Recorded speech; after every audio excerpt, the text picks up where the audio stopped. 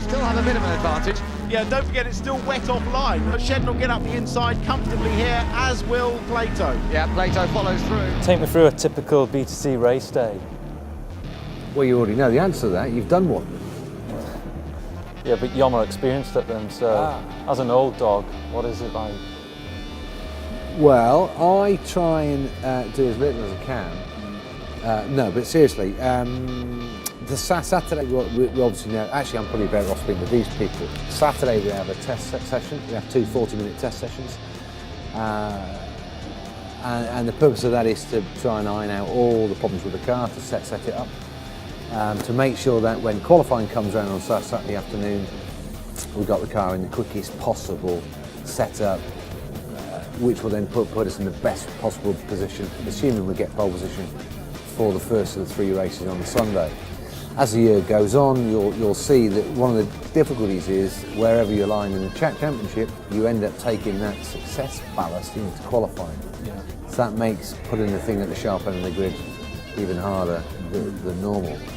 But perhaps more crucial because the further you are up the grid with more weight, the less overtaking you have to do, and that's hard to do with weight. Then also we've got 3 races, we win 3 races, we get to kiss the girls and spray champagne. That's what I do anyway.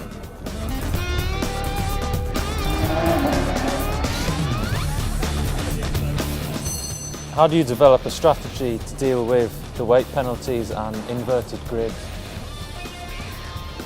It's a good question. It's a bit of thinking about. Well, I mean, the most important thing is to try and develop the car so that when the weight goes in and when the weight comes out, it doesn't affect the balance too much. So you have a stable, consistent platform. And if you can achieve that, then obviously putting weight in the car will make it go a little bit slower. But if it doesn't affect the balance and the way you set things up, then at least throughout the course of the day you can progress the car. This is the back of the second still on Bocol, Shedden, then McDowell. McDowell's driving very well here.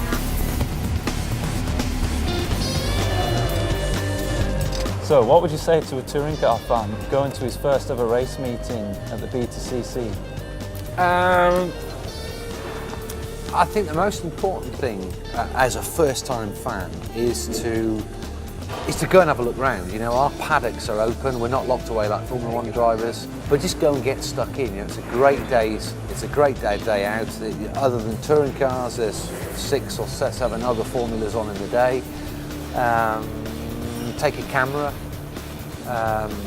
Take a pretty girl if you're a bloke. Yep. And there's also the grid girls. A lot of people just well, go there for you the go. grid See, girls. I forgot about the grid girls. Yes. Try and take a grid girl. Was it me to ask you, isn't it? Hey, what makes the BTCC such a great championship compared with others? I think obviously the fact that you said the drivers, they're not locked away, and you know, it's so close because obviously the ballast, when they put the ballast on the cars, no one's going to run away with the championship. You know, the Toko run the touring cars in Britain. They like to put that safety car out, and that does help, you know, with bunching the pack up. You know, there's also that and a few other things. The tracks in the UK, they seem to, you know, suit the overtaking.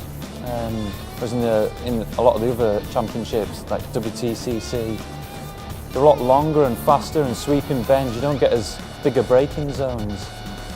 So yeah, and the television coverage, you know, it's miles above the rest. A lot of people You've could bought into this, haven't you? You like the BTCC, so do I.